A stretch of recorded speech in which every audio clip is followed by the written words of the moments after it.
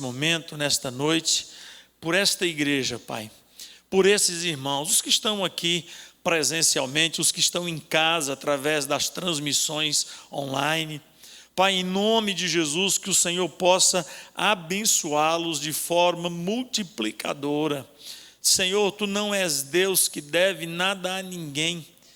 E o Senhor estimulou, o Senhor movimentou, mobilizou esta igreja para amar a nossa família, amar a nossa casa e cuidar de nós, Pai.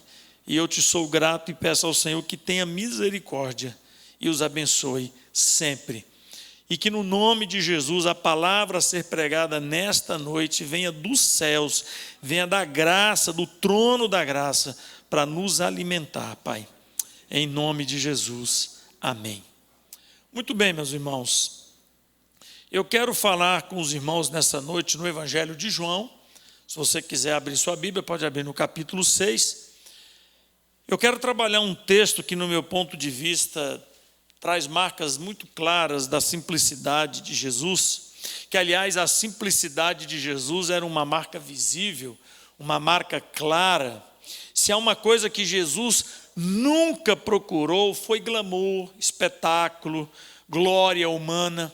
Lá no capítulo 5, por exemplo, no versículo 41, Jesus diz: eu não recebo glória dos homens. Isso traz algo muito especial na figura de Cristo.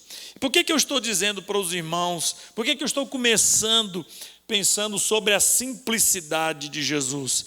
Porque eu vou entrar num dos milagres, no quinto milagre dos 7 milagres que João identifica como os sinais de Jesus. Nós vamos encontrar 7 grandes sinais de Jesus no Evangelho de João, e o quinto deles é um sinal extraordinário, e eu não posso correr o risco de confundir esse grande milagre com um momento de exibicionismo, de mero espetáculo. Não, nós vamos encontrar aqui um milagre, algo que somente Deus poderia realizar, um ato, um feito jamais registrado na história da humanidade por qualquer pessoa, independente de treinamento e preparo. O que Jesus fez aqui foi algo surpreendente. E como em todos os milagres de Cristo, esse não vai fugir, evidentemente, à regra, ele vem carregado de propósitos muito bem definidos. E o maior deles, no meu ponto de vista, sempre foi o foco de Jesus, a glorificação do Pai que está nos céus, em todo o tempo. O texto que eu me refiro é de João capítulo 6, eu vou ler com os irmãos a partir do verso 16. Esse mesmo episódio está registrado em Mateus 14, a partir do verso 22, e em Marcos 6, a partir do verso 45. Mas eu optei pela leitura do Evangelho de João, porque eu gosto da forma detalhista da escrita joanina. João é aquele escritor que traz detalhes, é aquele escritor que denuncia os malfeitores, né? Em alguns evangelhos você vai ver alguns malfeitos realizados por alguns homens que você não descobre quem é. Lendo em João, ele aponta o nome de cada um. João traz detalhes geográficos. Então eu gosto, mas nesse episódio nós vamos precisar da força de Mateus, do apoio de Mateus e Marcos, por conta de alguns detalhes muito interessantes que eu acho que são necessários, inclusive, para o momento que vivemos. Mas diz assim, a partir do versículo 16 do capítulo 6 do Evangelho de João: de tardinha, os discípulos de Jesus desceram até o lago. Só esclarecendo que talvez minha leitura seja um pouco diferente da sua, porque eu estou optando pela NTLH, que é a nova tradução na linguagem de hoje. Então ela vai ser um pouquinho diferente, mas a história é a mesma e o cerne, o objetivo histórico é o mesmo. Subiram num barco e começaram a atravessar o lago na direção da cidade de Cafarnaum. Quando já estava escuro, Jesus ainda não tinha vindo se encontrar com eles. Grave isso aí, Jesus ainda não tinha vindo se encontrar com eles. De repente, um vento forte começou a soprar e a levantar as ondas. Os discípulos já tinham remado uns 5 ou 6 quilômetros, quando viram Jesus andando em cima da água e chegando perto do barco, e ficaram com muito medo. Mas Jesus disse: não tenham medo, sou eu. Então eles o receberam com prazer no barco e logo chegaram ao lugar para onde estavam indo, indo, algumas traduções dizem, e logo chegaram ao destino final. Portanto, irmãos, esse texto do Evangelho de João eu considero simplesmente extraordinário. A maneira como João coloca e pontua os fatos, e diz aqui no versículo 21, que eles o receberam com prazer no barco, ou seja, abandonaram o desprazer das tormentas. Jesus entra no barco dos discípulos naquele momento e desfaz os desprazeres que a tormenta, que as fortes ondas, que os fortes ventos estavam causando. Eu não quero fazer aqui meros e simplórios trocadilhos de palavras, mas, irmãos, uma coisa tão fática e tão correta e tão certa é afirmar que se há algo que Jesus traz na vida de qualquer pessoa, é o legítimo prazer. Não importa aquilo que você esteja vivendo ou passando, Jesus, ele traz prazer para a vida da pessoa. Nós cantamos aqui, porque ele vive, posso crer no amanhã. Eu, quando ainda na UTI, sem falar e sem mexer, essa era uma das músicas que me sustentava. E a presença de Cristo, ela quebrava o desprazer do inóspito ambiente que era aquela UTI de um hospital de campanha. Por mais difícil que fosse, a presença de Cristo, ela é prazerosa, ela traz gozo, ela traz satisfação e ela nos faz desperceber dos fortes ventos e das turbulentas águas pesadas da vida. Sabe de uma coisa muito importante que nós precisamos absorver de imediato nesta escrita joanina? A importância da presença de Jesus na nossa vida em todas as áreas. Não importa qualquer que seja a área que você está militando ou está buscando algo ou fazer ou receber, coloque Cristo no centro. Coloque Cristo como o condutor de todo o processo. Sua vida será muito mais prazerosa. Eu não tenho dúvida quanto a isso. Mas, irmãos, tem alguns detalhes que envolvem esse milagre que não estão relatados no capítulo 6 aqui do Evangelho de João. E eu quero chamar a atenção dos irmãos para desfazermos uma falsa sensação que se adquire quando nós lemos o texto joanino e diz no versículo 17 que os discípulos entraram no barco e iniciaram a travessia em direção a Cafarnaum. Uma falsa sensação de que espontaneamente, tendo cumprido o compromisso deles, eles entraram no barco. O texto diz que ao cair da tarde, então ainda não era a noitinha, mas estava se aproximando, eles se dirigiram ao mar e foram para a região de Cafarnaum.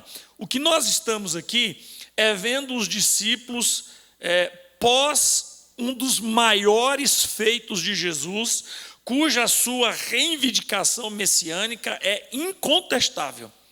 Esses discípulos entram num barco e remam rumo a Cafarnaum, depois de nada mais, nada menos assistirem Jesus alimentando uma multidão com 5 pães e 2 peixes. E isso torna inquestionável a figura messiânica de Jesus, que é alimentar mais de, no mínimo, 10.000 pessoas com 5 pãezinhos e 2 peixes.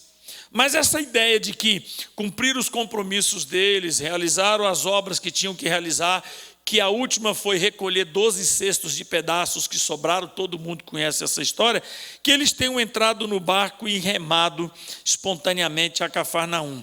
Eu vou te convidar para você abrir Mateus capítulo 14. Acompanhe comigo esse texto. Mateus capítulo 14 e também, se você quiser abrir, mas não precisa, o versículo é muito semelhante, em Marcos 6, Mateus 14, 22 e Marcos 6, 45, nós vamos encontrar a apresentação dos fatos um pouquinho diferente.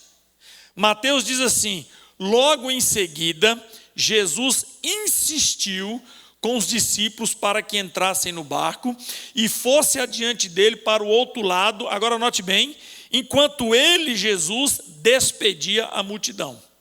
Então nós temos 2 fatos, 2 ações claras. Jesus determinando, insistindo com os discípulos para ir embora, deixando ele para trás, que ele despediria da multidão. Marcos vai também dizer, na mesma linguagem, logo em seguida, Jesus insistiu com os discípulos para que entrassem no barco e fosse adiante dele. A diferença de Marcos é que ele localiza, ele põe um GPS no processo e diz para Betsaida, enquanto ele, Jesus, despedia da multidão. Irmãos, esses dois textos, quando nós lemos no original em grego, tanto o versículo em Mateus como o versículo em Marcos, tem duas palavrinhas que são extremamente interessantes e importantes: elteos e anágaso. Essas duas expressões utilizadas para em seguida e insistiu, traz uma conotação extremamente importante para compreendermos os fatos. A definição de elteos quer dizer imediatamente, diretamente, e ela é utilizada para quando alguém quer algo imperativamente imediato. Então foi a forma como Jesus tratou os discípulos naquele momento. Já a definição de anácaso quer dizer obrigar, forçar, reprimir.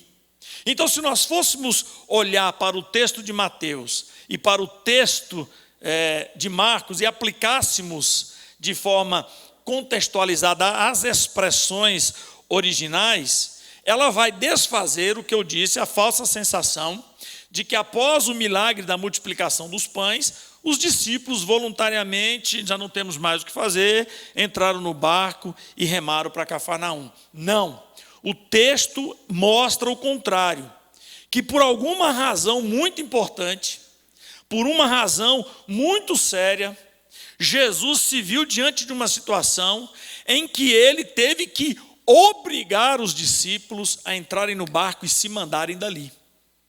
E é isso, um dos pontos importantes que esse grande milagre chama a atenção da igreja do século 21, da igreja festeira, da igreja politizada, da igreja que quer marchar uniformizada, que quer gritar o nome de Jesus em trios elétricos, em marchas e em grandes rebanhos. Esse milagre, ele é extraordinário. O que é que Jesus fez? Qual é a pergunta que vem aqui agora? O que foi que motivou Jesus a tomar uma decisão tão abrupta, tão radical, de obrigar, determinar e insistir que os discípulos partissem daquele monte onde tinha acabado de acontecer um dos maiores milagres, que foi a multiplicação dos pães? A resposta, irmãos, está no versículo 15, no versículo anterior ao lido, que foi o 16. No versículo 15, Jesus se vê diante de uma movimentação que ele percebeu de uma multidão que havia presenciado e saboreado o grande milagre da multiplicação. O versículo 15 diz que, sabendo Jesus que pretendiam proclamá-lo rei à força, retirou-se novamente sozinho para o monte. O versículo 15, irmãos, ele elucida esse mistério. Por que é que Jesus obriga, determina e insiste os discípulos para se retirarem daquele ambiente? A multidão queria apoderar-se de Jesus e proclamá-lo rei de Israel. Contudo, isto era exatamente contrário à vontade do próprio Senhor Jesus, que não queria, por hipótese alguma, que um sinal messiânico tão forte como aqueles que ninguém nunca tinha visto, inclusive nem os seus discípulos, portanto, a maneira como a multidão estava impactada, os discípulos também estavam. Porque eu tenho certeza que os irmãos conhecem o milagre da multiplicação dos pães, e João trata de uma maneira muito igrejista, e ele traz detalhes interessantes, como por exemplo o diálogo de Jesus com Filipe. Quando Jesus chega para ele e diz: ei, Filipe, vamos alimentar essa multidão? Ele faz como todo bom crente calculista: Senhor, nem se tivéssemos muito dinheiro, teríamos dinheiro para comprar pães para toda essa multidão. Ainda vem André para corroborar com Filipe e diz: ó, Senhor, não entra nessa jogada não, porque eu encontrei um rapazinho aqui que tem 5 pães e 2 peixes. E a expressão rapazinho, no original, sugere menino pequeno. Ou seja, sabe quando você vai no McDonald's e lá tem o cardápio Kid? Não é para nós. Quer matar um adulto de raiva, é dar um cardápio kids para ele. Então o que André quis dizer? Eu até achei suprimento aqui, mas para uma criança, não é nem para um adulto. Mas a Bíblia diz, no milagre da multiplicação, que Jesus só perguntou o que perguntou para Filipe para experimentá-lo. Porque diz o texto, Jesus já sabia tudo o que ia fazer. Portanto, irmãos, a maneira como a multidão estava impactada com o grande milagre, os discípulos também estavam. E a primeira reação da multidão foi, estamos diante do rei. Um camarada que pega 5 pães e 2 peixes e alimenta mais de 10 mil pessoas, e a minha perspectiva de mais de 10 mil está escriturada, porque o texto fala de 5 mil homens, então aí nós estamos sem contar as mulheres, as crianças, os adolescentes. Não havia dúvida que eles estavam reconhecendo um aspecto messiânico de Jesus. Agora, o grande problema, irmãos, que Jesus viu, não foi lidar com a multidão. O texto diz que Jesus ficou para despedir dela. O grande problema que Jesus estava vendo ali agora era o perigo da intoxicação. Jesus olhou para os discípulos e disse, saiam daqui agora. Entrem no barco e rumem para Cafarnaum. Jesus estava mandando os discípulos deixá-lo para trás. Mas João traz um detalhe extraordinário. O texto de João diz no versículo 17, já estava escuro e Jesus ainda não havia ido ter com eles. Ou seja, Jesus manda os discípulos ir embora com a única condução que eles tinham para chegar até a outra margem, mas estava já preparado para ir se encontrar com eles. Mas tudo que Jesus queria era arrancar os discípulos de um ambiente intoxicado, cuja movimentação parecia legítima, mas não era, que era transformar Jesus Cristo no unigênito Filho do Pai, no Messias, no Salvador, num mero ativista político e conquistador de posições humanas.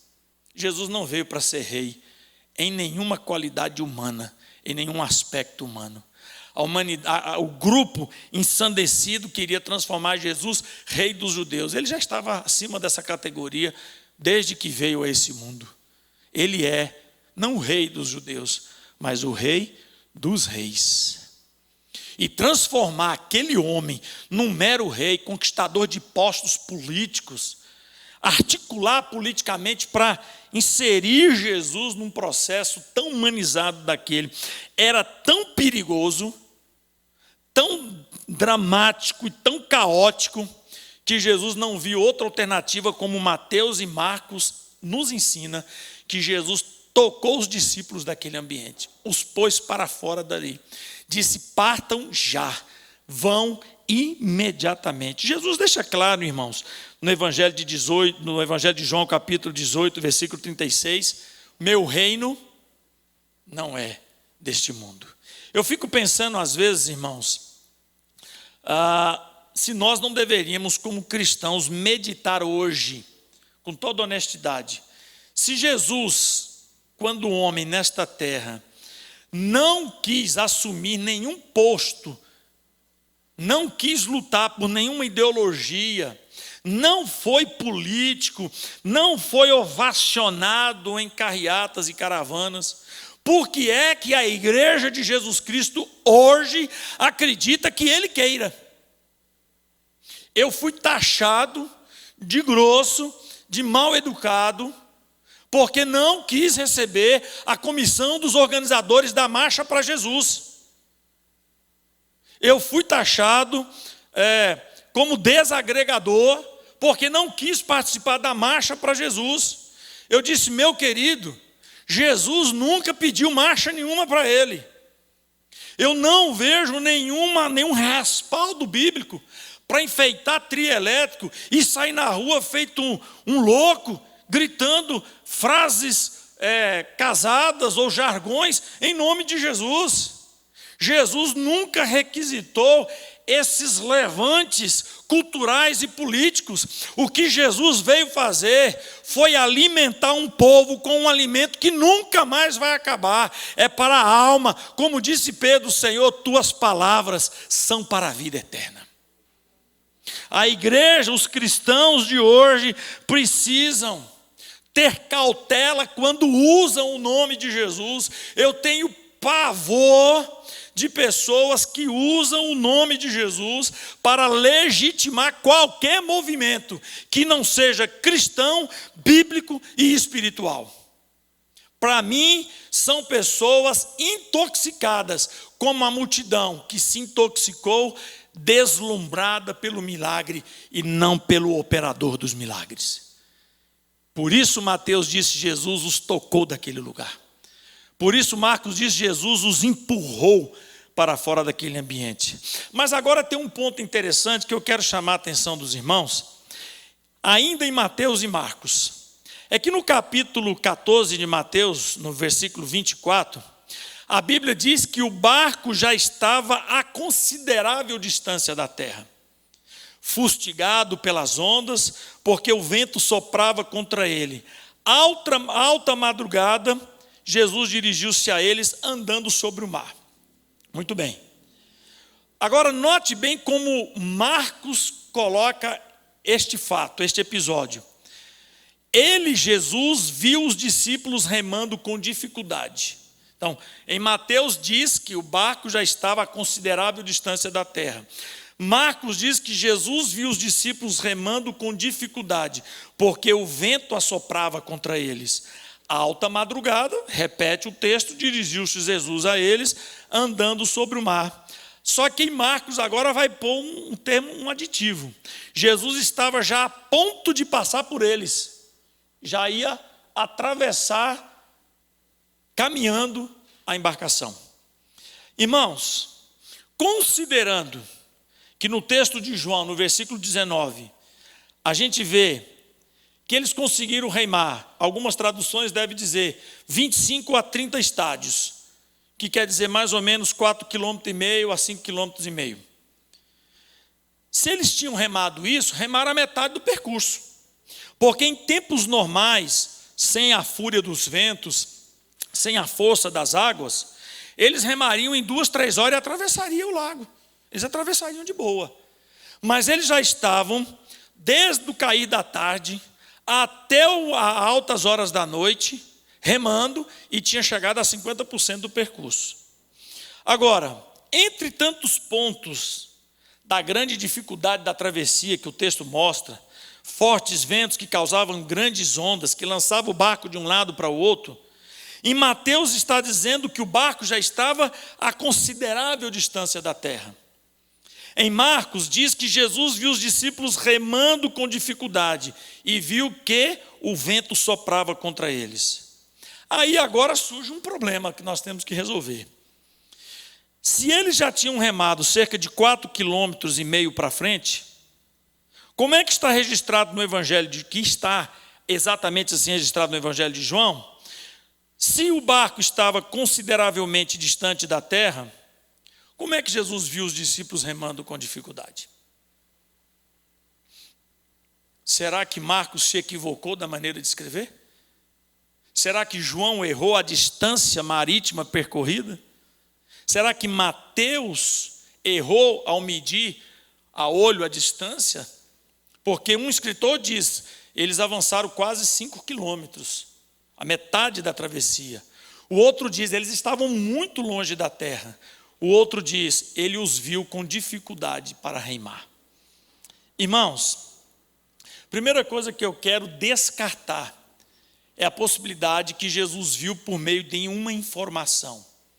Não vamos pensar que alguém passou por ali, viu as dificuldades dos discípulos e foram interceder pelos discípulos para Jesus. Não mesmo, porque Mateus capítulo 14, versículo 23, diz que ao anoitecer Jesus foi ao monte sozinho. Eu penso, irmãos, que nada está por um acaso nesses textos bíblicos. Pode ser que nas minhas remadas não passe ninguém para ver o meu sofrimento, para ver as minhas dificuldades, para contemplar minhas angústias. Mas isso não quer dizer que o meu Senhor Jesus não estará ciente das minhas dificuldades. Pode ser que ao longo das minhas remadas eu até perca a força e que eu gaste o tempo dobrado necessário para atravessar a valentia das águas, para enfrentar a fúria dos ventos. Pode ser que eu não encontre ninguém que me ajude nesse momento, mas está claro com os fatos registrados que uma coisa é certa: não estamos sozinhos, estamos sendo acompanhados. Não importava as distâncias, Jesus estava vendo as dificuldades dos seus discípulos. Aqui entra o grande milagre que é Jesus andando sobre as águas. No versículo 17, a gente lê em João que eles subiram num barco, começaram a atravessar ao longo da direção da cidade de Cafarnaum. Quando já estava escuro, aí eu quero grifar o texto, João diz: Jesus ainda não tinha ido se encontrar com eles. Ainda. Aqui nós estamos diante de quê? O poder da palavra de Deus em ação. Irmãos, esse ainda é um advérbio apenas, que quer dizer até agora, até este momento, até este tempo, até o presente. Só isso. Sabe o que o texto quer dizer? Que por enquanto Jesus ainda não tinha ido se encontrar com eles, mas o certo é que ele iria. Dá uma olhadinha para dentro de você e diga para a sua angústia, diga para os seus temores, diga para as suas dificuldades: ainda não foi o momento, mas ele vai acontecer. Ainda. João declara uma certeza antes de ver o fato acontecendo. Ainda ele não tinha ido, mas ele vai. Mas vai como, João? Se o barco já está na metade da travessia. E daí, que me importa é Jesus que vai, não é outro. Lá em Florianópolis, estávamos numa conferência e um rapaz perguntou para o pastor Shed: Pastor Shed, eu posso perder a minha salvação? Ele disse: pode, meu jovem, se não foi Jesus que te salvou. Quando nós estamos diante de Jesus, todas as limitações são zeradas. Jesus não mandou os discípulos partirem dali e ficou pensando: e agora, como é que eu vou? Como é que eu vou chegar até lá? Lembrem do episódio de Jesus com Filipe no milagre anterior? Ele só perguntou para Filipe para experimentar, porque ele já sabia o que ia fazer. Quando Jesus disse para os seus discípulos: entrem no barco e remem, ele já sabia o que os discípulos iam enfrentar. Ele já sabia todas as dificuldades ao longo das remadas. Mas isso não o espantou, isso não o preocupou, porque na conta dele, no projeto dele, estava o encontro dele com seus discípulos. Quando fomos chamados para a nossa caminhada, em nenhum momento foi escrito que ela seria tranquila, suave e branda. Mas em nenhum momento isso assustou Jesus, porque ele sempre soube quando nos chamou e nos projetou, quando nos tirou das trevas para a luz e da morte para a vida. Ele sempre soube das dificuldades que enfrentaríamos, mas ele sempre soube também que nunca estaríamos a sós. Essa é a grande diferença.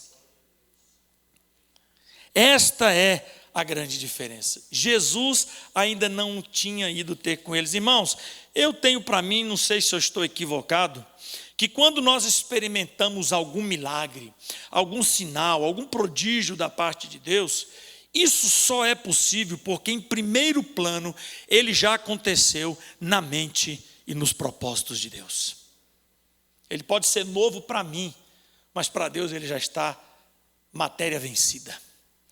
Quando os discípulos estavam lá desesperados, remando, pensando o que nós vamos fazer, nos céus já estava tudo registrado. Jesus vai andar sobre as águas e vai encontrar com vocês, mas eles não sabiam. Você não consegue prever o que há de vir para a sua vida amanhã. Talvez, não quero ser apocalíptico, mas talvez amanhã o seu problema esteja pior do que hoje. Talvez os diagnósticos amanhã possam ser piores do que o de ontem. Isso não vai assustar Deus, porque na eternidade, na glória celestial, já está claro o que vai ser, qual será o resultado final. Deus não se espanta com absolutamente nada. Os fatos que presenciamos e experimentamos neste mundo são primeiro conhecidos na eternidade. Por isso o texto de João fala no capítulo 5, Jesus sabia tudo que ele ia fazer. Mateus registra que o barco estava consideravelmente distante da terra. João afirma que soprava um vento forte e as águas estavam agitadas. Mateus ressalta que já era a 4ª vigília da noite, quer dizer, entre as 3 e 6 horas da manhã. Irmãos, tem horário mais doloroso de levantar do que o das 3 às 6? Esse eu acho que é o melhor horário de dormir. Eu tive um colega na faculdade, eu contei esses dias na igreja. Eu tenho a impressão que ele tem algum problema emocional, algum distúrbio. Vou te explicar por quê. Ele morava a 15 minutos da faculdade. Eu tinha que levantar cedo porque eu morava a 40 minutos. Então, eu pegava trânsito, atravessar a ponte. Quem conhece Florianópolis sabe o que é atravessar a ponte da ilha para o continente, um trânsito terrível. Sabe o que ele fazia? Ele colocava o relógio para despertar todo dia, 5 horas da manhã.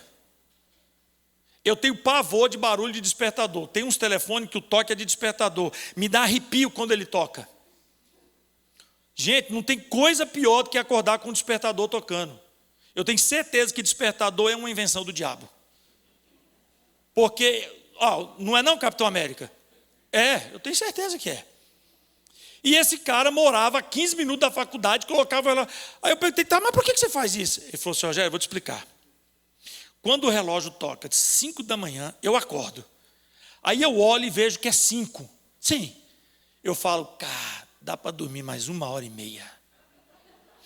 Então eu pensei assim, tu acorda para dormir mais 1h30? Ele falava assim, cara, é bom demais. Não pode ser normal. Não pode. Com certeza que não pode.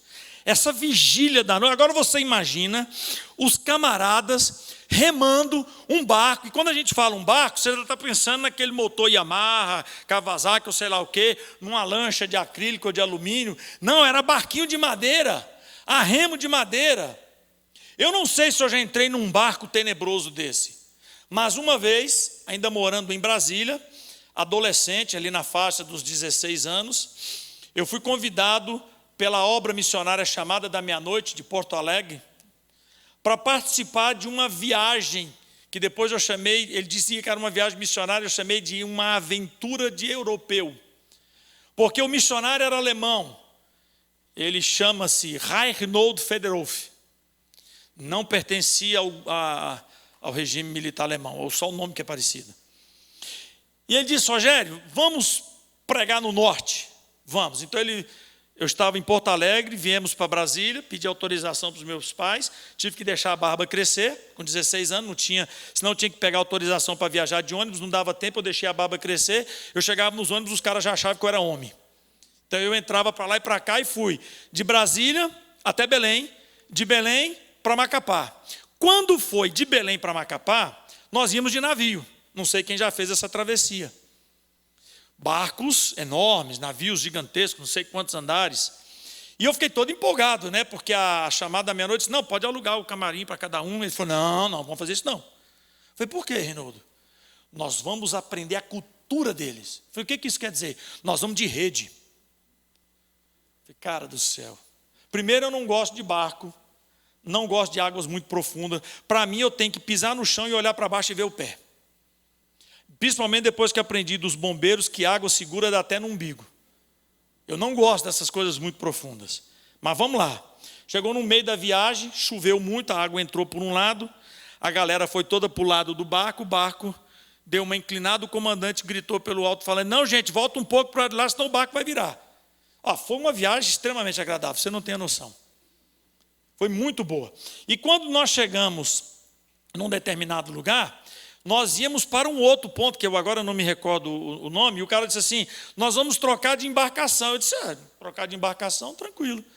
Quando trocou de embarcação, que eu sentei, eu fiquei a 1 palmo da água.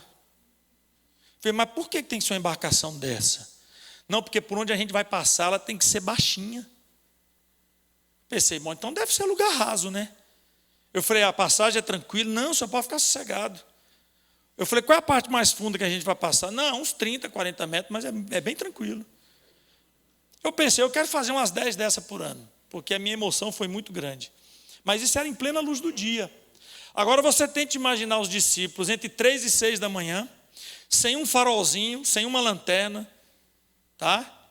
Sem uma lamparinazinha ligada, águas batendo de todos os lados, vento forte assoprando, rema, rema e não sai do lugar, horas e horas, bastava 2, 3 para chegar do outro lado, horas e o barco não sai do lugar. Os irmãos tentam imaginar a realidade que esses homens viveram. Irmãos, eles estavam sufocados, eles estavam com medos, fortes ventos, fúria das águas. Deixa eu dizer uma coisa para os irmãos, isso é problema recorrente. Nós não podemos achar que porque não estamos dentro do barco, na nossa jornada não seremos sufocados. O medo vai bater na nossa porta, o medo vai vir nos oprimir.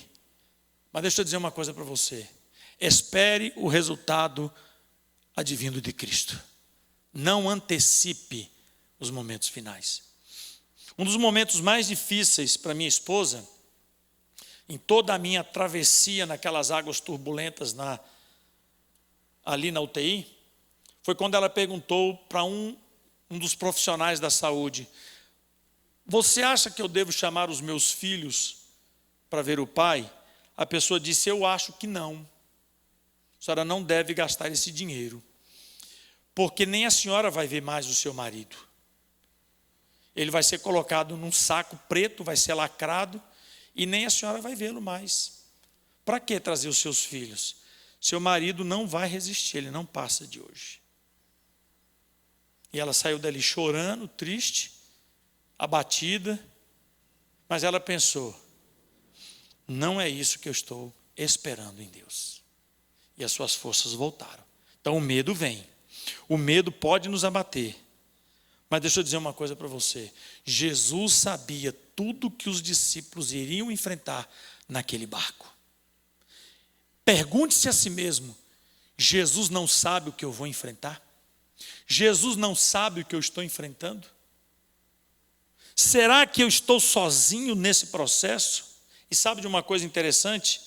É que quando nós estamos sufocados pelo medo, quando nós estamos atormentados pelos fortes ventos da vida, pelas grandes ondas da vida, a gente nunca consegue perceber o quanto Deus está próximo de nós. O texto de Marcos é tão claro que diz que Jesus vinha caminhando por sobre as águas, que já estava para passar por eles. Agora preste bem atenção, note esse detalhe: tinham homens dentro de um barco remando, e o que eles conseguiram fazer durante horas foi chegar na metade da travessia, e Jesus, andando sobre as turbulentas águas, chegou mais rápido do que eles. Jesus já estava passando do barco quando alguém viu e disse: é um fantasma. Agora preste atenção, irmãos, não vá xingar os discípulos, dizer que eles eram incrédulos. Vou voltar naquele cenário trágico. De madrugada, cansados de remar, sem iluminação adequada, eles estavam esperando tudo para aquela noite, menos ver Jesus. Porque Jesus, eles sabiam, deixamos ele lá no monte. O único barco, nós entramos e viemos embora. Quem é que está vindo sobre as ondas? É um fantasma, não faltava mais nada para nós. Sabe aquela coisa quando a gente pensa que não vai piorar e piora? Aí a gente diz assim: agora a desgraça está completa. Os camaradas de dentro do barco olharam e disseram: pronto, não falta mais nada, agora vem um fantasma. Porque naquela época eles acreditavam em monstros marinhos que levavam ao naufrágio as embarcações, e acreditavam que das embarcações do naufrágio tinha um plantel de fantasmas nas regiões. Agora o que eles viram? Um fantasma sobre as águas. E o fantasma ainda vai passar pelo barco caminhando. É muita brincadeira. Os caras ficaram malucos. Até que Jesus se aproxima deles e diz assim: calma, sou eu. Não se apavorem, sou eu, sou Jesus. O medo, ele tem a capacidade de fazer o crente desconhecer o seu próprio Senhor. A gente fala que crê, irmãos. A gente fala que confia. Mas na hora da angústia, do sofrimento, a gente às vezes nem percebe que quem está do nosso lado é o próprio Senhor Jesus Cristo. Ele se aproximou do barco, teve até um atrevido que disse: é o Senhor mesmo? Então deixa eu ir até aí caminhando. Jesus disse: pode vir, se você quiser, venha. E ele até deu os primeiros passinhos, mas diz a Bíblia que ele viu as fortes ondas, os ventos, teve medo e começou a afundar. Lá vai Jesus ter trabalho agora. Se você não está capaz de andar com Jesus, não vá pelo menos para atrapalhar, fica onde você está. Porque tem crente que faz um favor para a igreja ficando quieto, ficando calado. Os nossos sofrimentos, irmãos, se eles não forem adestrados, adomesticados, se eles não forem amarrados, eles vão nos fazer de bestas, de palhaços, porque nós vamos falar bobagens, vamos agir incredulamente, nós vamos fazer loucuras e vai ficar tudo registrado e depois não tem como apagar. Imagine os homens que viram Jesus multiplicar pães e peixes, agora olha para Jesus e diz: é um fantasma. Dá para imaginar uma coisa dessa? Dá, pelo medo, pelo pavor e pelo pânico. Irmãos, nós estamos diante de um milagre, não de um espetáculo, e não de uma encenação. No capítulo 2 de João, Jesus transforma a água em vinho. No capítulo 4, Jesus cura o filho de um oficial de um rei. No capítulo 5, Jesus cura um paralítico à beira de um tanque de Betesda. No capítulo 6, no início, Jesus multiplica pães e peixes. Agora, Jesus caminha sobre as águas. Eu pergunto para você, quais desses milagres são explicáveis? Quais desses a ciência justifica? Quais desses a filosofia encontra lógica? Nenhum. Então não espere uma lógica para Deus agir na sua vida. Espere pela fé, pois não vivemos por vista, mas vivemos por fé. Você não vai encontrar, dá para imaginar uma água virar vinho? Não, nem o noivo esperava isso. Nem os servos da festa esperavam isso. Dá para alguém ser curado sem médico, sem tratamento, sem medicamento? Não, mas o filho do oficial do rei foi curado. Jesus nem na casa dele foi. É possível esperar, depois de 38 anos, jogado à beira de um tanque, que ele vai sair dali andando? E um detalhe, irmãos, o milagre do tanque de Betesda tem uma particularidade extraordinária, que a Bíblia diz que Jesus se aproxima de um homem há 38 anos prostrado e diz para ele: toma o teu leito, levanta e anda. Isso não te chama atenção? A mim chama. Porque eu fiquei só 4 meses sem andar, e para voltar a dar os primeiros passos, eu precisei de 30 dias de fisioterapia. Mas Jesus chega para um homem 38 anos paralisado e diz para ele: eu te curei, pode levantar e pode andar. O milagre já veio com a fisioterapia, com tudo completo. O cara levantou e andou. Porque eu estou lidando com Jesus, não é com um homem qualquer. Eu não preciso buscar explicação para o que ele faz. Se eu sei que ele faz, para mim é tudo o que me interessa. O doutor David Dockery, ele escreve no Manual Bíblico da Vida Nova, edição de 2001, que o sinal de andar sobre as águas apontou para a natureza divina de Jesus e demonstrou o seu poder e a sua autoridade sobre o mundo natural criado. Nós estamos diante e debaixo do poder daquele que tem toda a autoridade nos céus e na terra. Eu não sei prever o resultado, mas sei afirmar que o resultado será perfeito, porque a vontade de Deus, além de boa e de agradável, ela é também perfeita. Eu continuo crendo que Jesus falou para os discípulos no meio daquela tormenta e continua falando para nós hoje, está lá em Mateus 14, 27. Gente, coragem, sou eu. Jesus olha para os discípulos com medo e diz: calma, tenham coragem, sou eu, não tenham medo. Sou eu. E quando ele entra no barco, os ventos se acalmam, as ondas se afrouxam, e diz o texto, o barco chega ao destino final. Você pode agora imaginar que você não vai chegar ao destino final, porque as ondas estão sacudindo sua embarcação de um lado para o outro. Você olha para os seus filhos e diz assim, não tem mais o que fazer por eles. Você olha para o seu casamento e diz, não tem mais o que fazer por ele. Você olha para os seus pais e diz, nosso relacionamento acabou, não tem mais cura. Você pode olhar para a sua saúde e dizer, acabou, a medicina esgotou. Eu me lembro de ouvir, não foi ninguém que me contou, eu ouvi.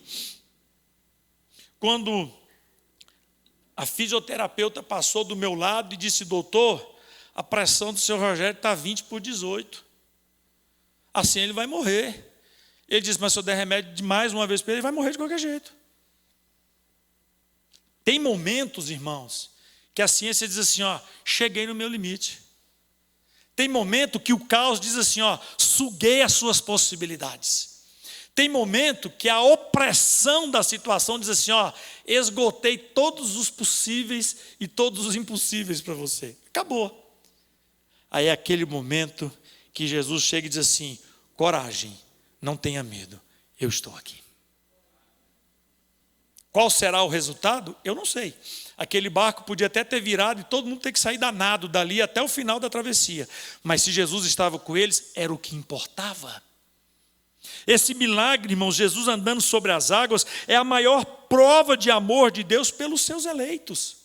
Um Deus capaz de desafiar os princípios mais básicos e fundamentais da natureza, para dizer assim, o que é que importa que a física diz, que a ciência justifica, porque Jó fala, bem sei que Deus tudo pode e nenhum dos seus propósitos podem ser impedidos. E agora eu sei por que não pode, porque João diz, o povo não sabia o que Jesus ia fazer, mas Jesus já sabia de tudo. Como é que alguém vai impedir o outro de fazer aquilo que ele não sabe que será feito? Os milagres que experimentamos são novidades para nós, mas são fatos concretos na eternidade. E quando Deus está predisposto a fazer, ninguém impedirá que ele seja feito. Isso é simplesmente extraordinário. Andar sobre as águas, Jesus tinha que chegar até lá, não tinha barco. Então eu vou para as águas mesmo, não tem problema. Qual era o limitador de Jesus para chegar até os discípulos? Nenhum. Qual era o limitador? O que impediria Jesus de fazer o que João disse? Ele vai. Ele ainda não foi, mas ele vai estar com os discípulos. Só o tempo determinado pelo próprio Jesus. Porque o que marcou o momento de Jesus ir ter com os discípulos foi quando ele despediu a multidão alucinada, intoxicada por um levante ilegítimo de transformar o Messias de Deus num mero ativista político. Quando Jesus desfez aquela multidão ensandecida, ele disse, agora é hora de estar com os meus discípulos. Que tadinho, já estão cansados, remaram não sei quantas horas, não atravessaram nem a metade da travessia, estão com medo e ainda vão cometer a loucura de achar que quando eu estiver chegando sou um fantasma. Jesus não se surpreendeu com nada. Agora eu me surpreendi ao imaginar Jesus vindo por sobre aquelas águas turbulentas, com tanta rapidez que quase passou pelo barco. E aquele tanto de homem remando não conseguiu chegar à outra margem. Sabe por quê, irmãos? Vão ter momentos nas nossas vidas que nós vamos usar todo o nosso know-how. Porque dentro daqueles barcos ali tinham pescadores profissionais que não estavam enfrentando a primeira maré alta da vida deles. Não estavam enfrentando o primeiro vento sul assoprando sobre as ondas. Não estavam enfrentando o primeiro perigo de naufrágio. Eram homens acostumados com o mar, que sabiam para que lado tinham que remar, para que lado tinham que puxar. Há momentos na vida que nós vamos usar todos os nossos conhecimentos, todo o nosso know-how, toda a nossa sabedoria, mas não vamos chegar a lugar nenhum. É o momento que nós temos que parar para conhecer o Deus que nós falamos que conhecemos. É a hora de pararmos para ouvir o Deus que nós falamos que existe. Não é hora de espetáculo, de show, de apresentação, de dança, de sei lá o quê. É hora de palavra. Foi por isso que Jesus disse para Satanás: sabe o que o povo precisa? A boa palavra que procede da boca de Deus. Nada é mais importante do que isso. Se você estiver passando por aqueles momentos difíceis da vida, turbulentos, agressivos, eu não tenho a fórmula mágica de resolver isso. Mas eu tenho a proposta ideal. Ponha Jesus nesse barco. No mínimo, você sentirá prazer dele estar presente. No mínimo. Depois disso, você vai ver o desfazimento da fúria das águas e dos ventos contra você. E ao final de tudo, você vai ver que quem manda na situação não é o mundo furioso, mas é o Jesus que você serve. Esse é o princípio básico da relação entre igreja e Cristo. Esperar 100% naquele que pode todas as coisas. Agora eu quero fazer você refletir. Jesus desfaz de uma multidão ensandecida, que queria transformá-lo naquilo para o qual ele não veio disposto a ser. E abre mão de tudo para caminhar sobre as águas, subir num barquinho à ameaça de naufrágio e resgatar a vida de pobres homens, amedrontados, desencorajados e cheios de temor. Sabe quem é esse? Jesus Cristo, o Filho de Deus. Eu, como crente da época de hoje, do século de hoje, estava dizendo isso ontem ao pastor Jesus. Pastor Jesus, eu como cidadão, conhecendo o privilégio que é ser cidadão, com os direitos constitucionais adquiridos, eu ainda continuo acima de cidadão, sendo um crente em Jesus Cristo. E eu quero pedir à igreja, em nome de Jesus, não invoquem Jesus Cristo em movimentos que Ele não pediu para ser invocado. Não transforme a igreja de Jesus num comitê independente da sua vontade, do seu gosto e do seu desejo. Jesus veio para que você, através dele, seja um transformador de vidas, independente para que lado seja. Esse é o papel da igreja de Jesus Cristo. Esse é o papel do crente em Jesus Cristo. Eu quero ver Jesus sobre as águas. Eu quero ver Jesus me arrancando da beira do tanque da paralisia. Eu quero ver Jesus multiplicando pães para mim. É isso que eu quero ver. Eu quero ver uma igreja que transmita Jesus a troco e à custa do que quer que seja. Que Deus te abençoe, em nome de Jesus Cristo.